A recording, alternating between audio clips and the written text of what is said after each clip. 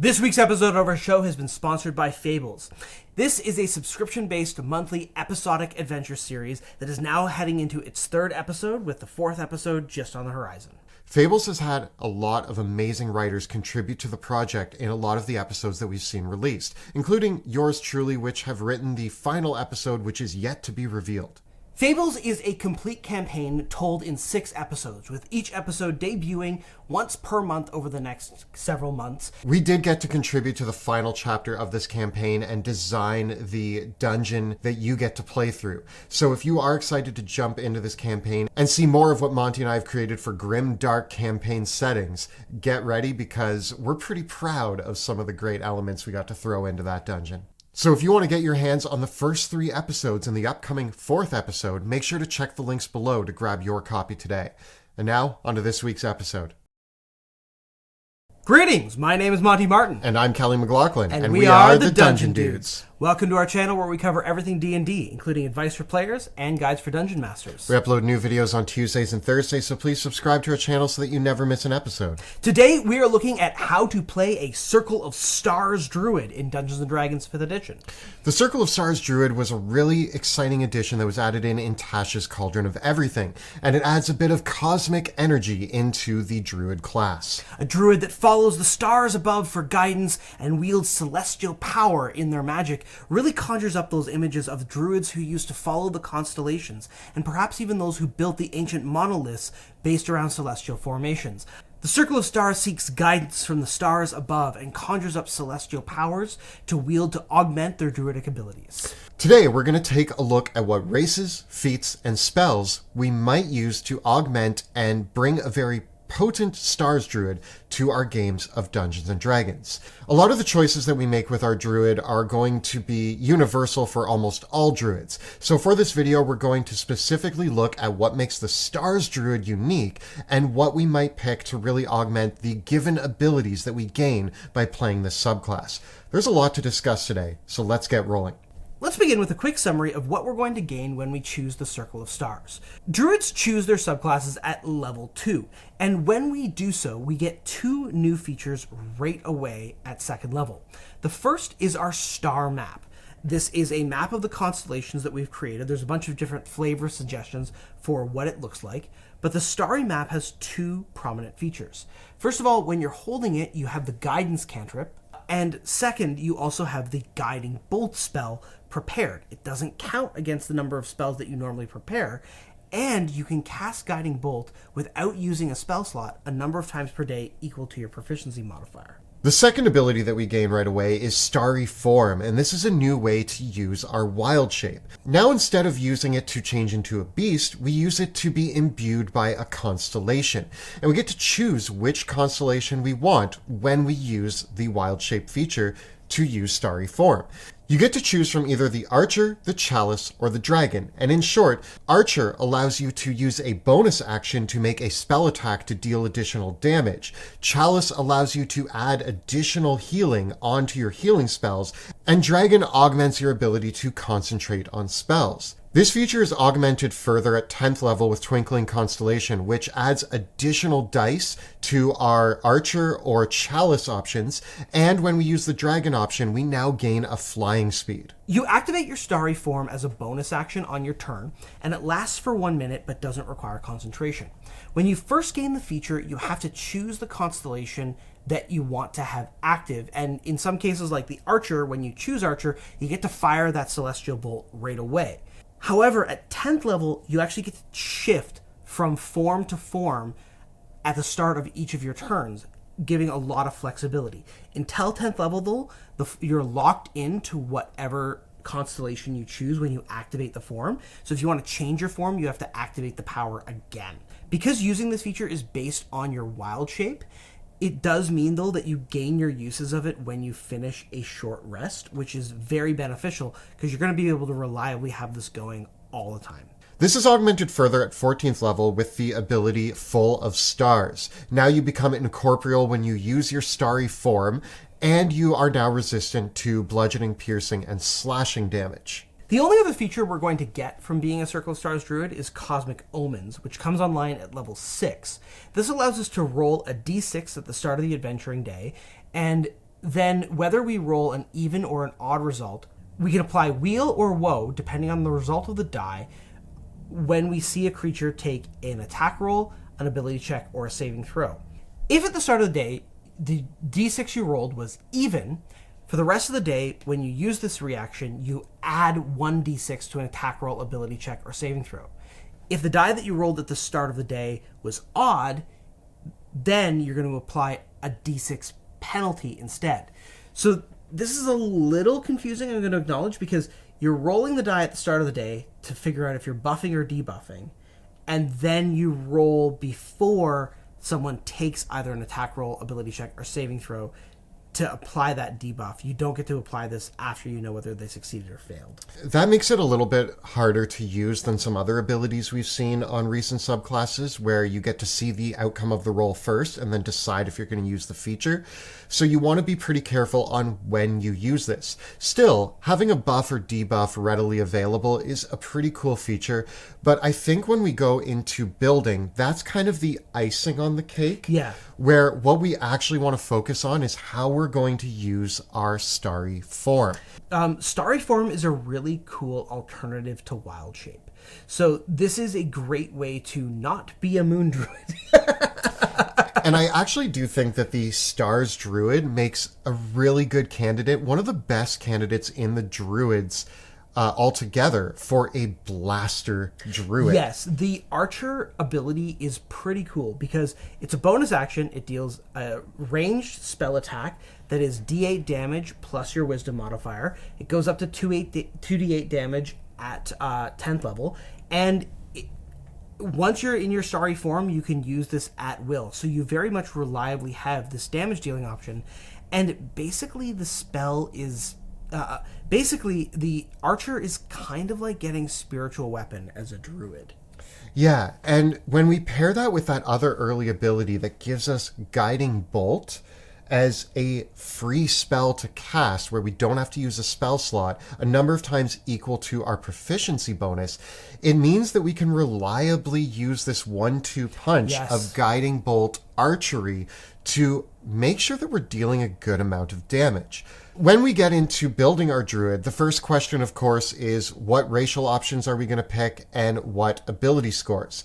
Now, this is where I think the Star Druid doesn't really differ too much from other Druids. I agree. And really, whatever your favorite Druid race is going to be pretty cool here. The Stars Druid, for me, really pulls us around being a caster. And I think in general, the ability score breakdown for Druids is pretty straightforward across the board. You want a good Wisdom score, a good Constitution score, and anything you have left over is gravy, right? You can put a little bit in Dexterity if you want a higher AC, and I think it's worthy here because your own AC is going to matter here, because you're probably going to be wearing medium armor and using a shield as a Stars Druid, and then having your star map maybe on your shield? You can use the star map as a spellcasting focus, so you can either oddly be carrying a shield and wearing armor and carrying a map in your other hand, which is a weird way to go into battle, but hey, why not? I would definitely allow you to have like the map on your shield or maybe on a quarterstaff or emblazoned in some sort of creative way on your body, perhaps as a tattoo. I would be really open-ended as a DM to being permissive with this because I think that it's fine. I like the idea of the quarterstaff with the built-in scroll at the top that you can pull down. Yeah, that's kind of cool. Yeah.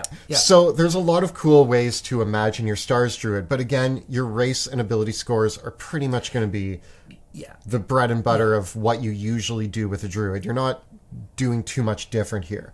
If we're using point buy, I'm going to put a 15 in Wisdom and Constitution, and I'm going to put as many other points into Dexterity, and then leave everything else either at 8 or 10, depending on what other sort of breakdown you want to have. I'm probably dumping Charisma. I've lived in the woods and been staring at the stars for too long. I'm not talking to other people. Yeah, and you probably don't really need your strength score too much with this caster character. You're very much going to play like a wizard or a castery cleric. So if you want to leave those at 8 because you're doing point buy, that's totally fine. If you're choosing your race, I think really the world is your oyster here, especially if you're playing with the Tasha's Cauldron of Everything customizable options, because you're just going to end up putting a +1 or a +2 in Wisdom and the other +1 into Constitution and forgetting about it. I really don't think that there's any standout for Druids anymore. No, not really. And I mean, like, some of the extra abilities we gain from picking a class, like, really the question is theme. The only one that I'm really going to mention here is, I think, like, an Azamar Star Druid Yeah. who's connected to celestial elements is kind of a cool flavor to go with. You know, another fun one could be a Turtle Druid, because first of all, there's the AC, but then you could also kind of follow that Terry Pratchett Discworld model of being like the tortoise with the world inscribed on your back, and your shell has your star map on it. That might be kind of cute. I could also see playing like an Owlin or an Aarakocra to get the fly speed earlier on. You are going to be able to fly with the dragon form as part of the subclass, but if you are allowed to take one of those racial options, you might want to go for that. The Fearbog is a perennial favorite, I think, as well, with the druids in general. And there's always elves. So I think the world is kind of your oyster here. You're really flexible about what you can choose. And of course, if you can't really choose anything, you can always choose the custom lineage or the variant human and pick up a feat like Resilient right off the bat. Once you've chosen your race and ability scores, really the only other options here are spells and feats. And what's really interesting with the Stars Druid is, again, we're focusing on the Starry Form. So there are 3 elements at play here. And when Monty and I analyzed this subclass, what we came out with is that at early levels, I personally think we're going to be relying on the archery constellation more than the Chalice or the Dragon. The reason for this is that the archery is going to amplify our blaster nature. And I think that, again, this druid makes a great blaster. With already gaining Guiding Bolt, you can lay down a lot of damage by using archer. Once we get to 10th level, where we can switch every turn which constellation we're using, that's where we are going to be using the Chalice and the Dragon more often at key moments during a battle. But when we're looking at this build, all 3 are going to be options that we want to play around with, which means in your spell selection, we're going to talk about a few specifics, but again, the standard picks for Druid are all going to work really well here. You want to make sure that you're having a good variety of spells that blast targets, healing options, and concentration options, because those are going to play into the 3 Starry Forms that we have. So don't focus too much down one path. Make sure that you have a bit of variety so that you can play with all of the elements of this subclass. Now, that said, there are a couple really cool combos that we can build around each of the different Starry Forms, depending on what tactics we want to utilize in our adventures. And this is ultimately one of the really cool things about the Druid more broadly, is that it's a very adaptable character. Like nature itself, which almost always adapts to changing circumstances, Druids are really good at reacting to certain situations and certain battlefield conditions and switching around so that they can accommodate for those things. The Star Druid in particular is really good at being a blaster when they need to, and then switching from Archer to Chalice when you need a little bit more healing, or switching into Dragon when you need to really keep that reliability on an important concentration spell. Here's one of the ways that we could look at this. If we are in our Archer form, we go into that form, and we can start launching that bolt of celestial energy. But then what spells might we pair that with? I think there's kind of one iconic pick here, and that's a Moonbeam. Moonbeam is an amazing concentration spell that scales up really, really well. It brings down a focused area of damage that causes constitution, that creatures have to make a con save, or they're going to take radiant damage. It's going to pair really nicely from the radiant damage of the Archer form. Well, Moonbeam only targets a very small area. While it's still in play, you can use your action to move it. This means that you can spend your action moving your Moonbeam and still fire your bonus action Celestial Bolt, making it really easy for you to position Moonbeam where it's going to have the maximum effect. But there's one other really cool spell that we can throw into the mix that makes things very, very useful, and that's the Druid cantrip Thorn Whip. Thorn Whip has a range of 30 feet, and it pulls a creature that you hit 10 feet, and does a little bit of piercing damage. This means that if you can position your Moonbeam in a place where you can Thorn Whip an enemy into the area of Moonbeam, they take damage when they enter the Moonbeam, and then they take the damage again when they start their turn in the area of the Moonbeam as well. this is really cool because now you're getting twice the damage of Moonbeam, plus the damage from Thorn Whip, plus the damage from your Archer Constellation, which makes you a great little damage dealer in the form of a caster. And all of those are using pretty renewable resources.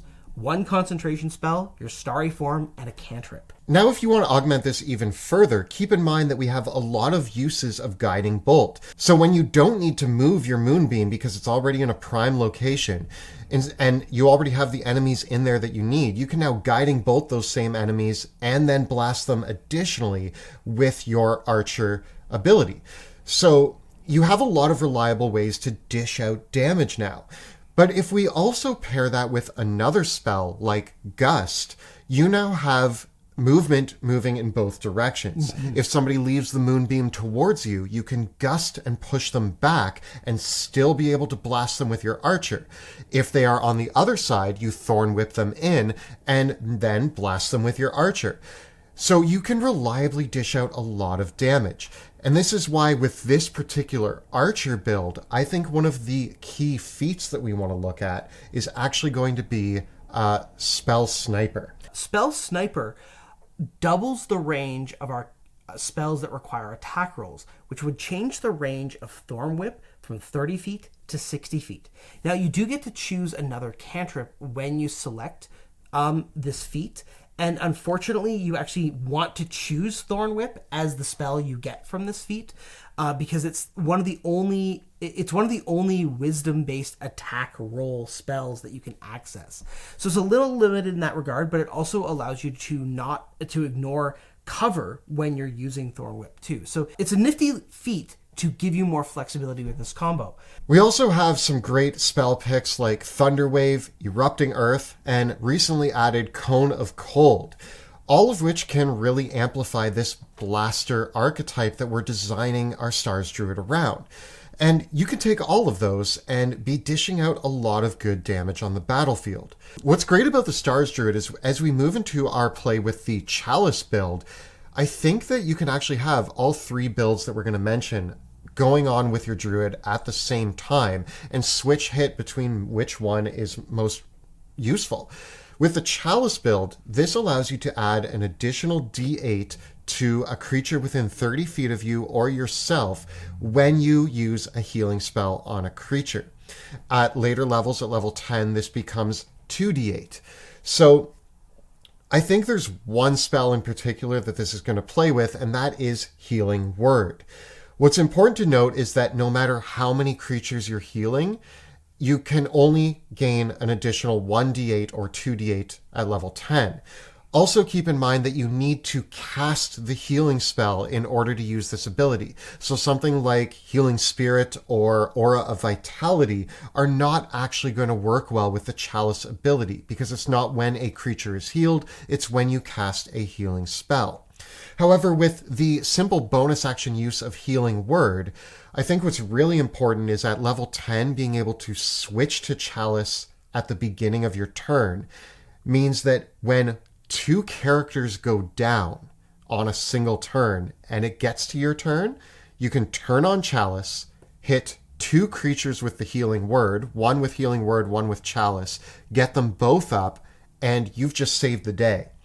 Or if there's one target who's gone down and is in a pretty dangerous situation, you can choose them as the target of Chalice as well, meaning that they gain the benefits of Healing Word, as well as also gaining the additional D8 and at level 10, 2d8 plus your Wisdom modifier, meaning they are now gaining 2d8 plus double your Wisdom modifier plus a d4, which is a lot better than just a d4 plus your Wisdom modifier. Yeah, it's actually enough to get someone back into the fight because the average of all those dice at 10th level is going to be about 20 hit points or so, which I think is durable enough to take at least one more hit. And considering you only spent a first level spell slot and a bonus action to do that, it means that while this Chalice combo is running, if you're at 10th level, you can still have your Moonbeam going, and you could actually still be Thorn Whipping somebody while doing this. You just gave up, the only thing you gave up was the Archer damage for that turn.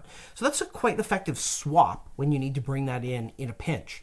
Again, it is worth reiterating, though, is that unfortunately, this doesn't really play with spells like Healing Spirit or Aura of Vitality. It's probably worth bringing one of those spells to heal up the party but that would be something I would do outside of combat, not within it.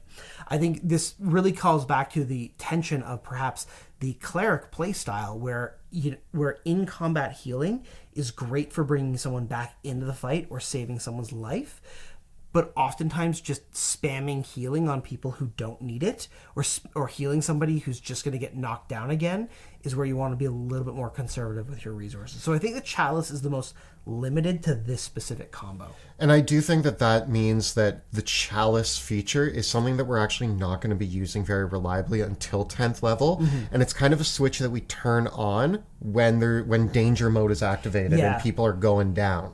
Finally, we come to the Dragon. Dragon's benefit is pretty passive. When you're concentrating on a spell, or you have to make an intelligence or wisdom check, you can treat any result of 9 or lower as a 10 instead.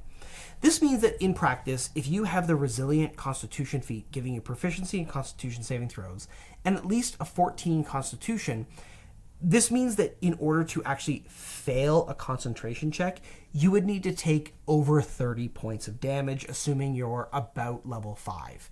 This means that if you have a concentration spell that you need to keep in play, like Polymorph or a summon spell or another big buff spell, switch into Dragon, concentrate on that, and that's all you need. I think that it's much better for a kind of battle of attrition scenario where you as the Druid are expecting to take a lot of damage, because truth be told, Druids don't have a lot of defensive abilities. They're not like a wizard who often has things like shield and counterspell and mage armor and blink and blur and all these other things that can protect them while they're doing other things. So you might actually take those hits and need to make those concentration checks, making this pretty useful. I think where this becomes really effective, though, is when you do reach 10th level, and with your Dragon form, you gain a flying speed of 20 feet and can hover, because this kind of really brings into focus that weakness that often comes with a caster being flying. Because as a caster, when you're flying, the last thing that you want is to get shot and lose concentration. Dragon automatically helps you with that. So you can fly into the air, summon a bunch of creatures, know that your concentration isn't going to go down, and know that you're going to be protected at least from melee attacks. And I do think that that's a great way to go, is the flying summoner playing with the Dragon option is really great. So again, you're going to pick up some of your favorite Druid summoning spells and just fly around the battlefield with your meat shields on the ground doing all of the work, while you still get to blast enemies with your free guiding bolts. Being able to readily switch between these three play styles is what is going to make the Star Druid really cool. And again, if you take the Spell Sniper feat, the Resilient Constitution feat, Healing Word, Moonbeam, a few of the summoning spells and other blasty spells, you have everything you need to readily switch between these. And you can do all of that in one character build, making this a really versatile class. Now, with the Dragon option, there are a few other cool things that we might be able to take, like maybe the Telekinetic feat to move people around, again, concentrating on Moonbeam, moving it around the battlefield and using Telekinetic to shove people into the way of Moonbeam. Telekinetic requires a bonus action to use the feature that lets you push someone 5 feet, so it doesn't work very well with the Archer form, but it works quite nicely when you are in Dragon form, because you have nothing else to use with your bonus action. Another great spell to use while you're in Dragon form is Heat Metal. Again, Heat Metal requires a bonus action to deal the additional damage. So when you're in Archer mode, Heat Metal isn't going to be your go-to. But if you plan to drop Heat Metal, once you're level 10, being able to switch to Dragon mode and saying, now I'm going to drop Heat Metal and maintain concentration on that spell while I deal damage every turn with my bonus action is a great play. So filling out your Druid with these great options, these great spells, knowing when to use them and which form is going to benefit them the best is the real play here with the Star Druid. The Star Druid makes really good use of these simple combinations, and it allows you to really take whatever other spells you want to have from the Druid spell list to kind of backfill for whatever situations you might be emerging in or whatever role you might need to fill in the party. And that can be one that is very versatile and adaptable, because you've got a couple core tricks that are good in a wide range of situations, and then if you need to be that character that's bringing a couple more battlefield control spells like Entangle or Wall of Fire or Transmute Rock, you can bring those. If you want to bring summoning spells like conjure animals or conjure woodland beings or summon fae, you can bring those and be a pretty good summoner. Not as good as a shepherd's druid perhaps, but still a really good summoner that's got this really great blaster component to them as well. Or if you just need to be the party band-aid and bring along heal and lesser restoration and other spells like aid, you can do that because, again, your ability to be a blaster is really efficient on your spell slots. I think that's a really cool thing. Like, even with a cleric that is doing the Spirit Guardians, Guiding Bolt, and Spiritual Weapon thing, they end up spending more spell slots to do that than you do. You have this very renewable resource in the form of Starry Form, so you can kind of keep doing it all day. The other thing I really love about the Stars Druid is that this is a druid where using your wild shape for the standard purposes actually doesn't seem the most interesting to me. Mm-hmm. And although we are mostly going to be using our wild shape for Starry Form, and I might shy away from using it for anything else, I do want to mention that Tasha's gave us the option of using our wild shape to summon a familiar. And I think that that is the only other thing I would consider using my wild shape for, because the other ability that we didn't talk about is Cosmic Omen, and I'm going to talk about the Familiar and Cosmic Omen as the icing on the cake.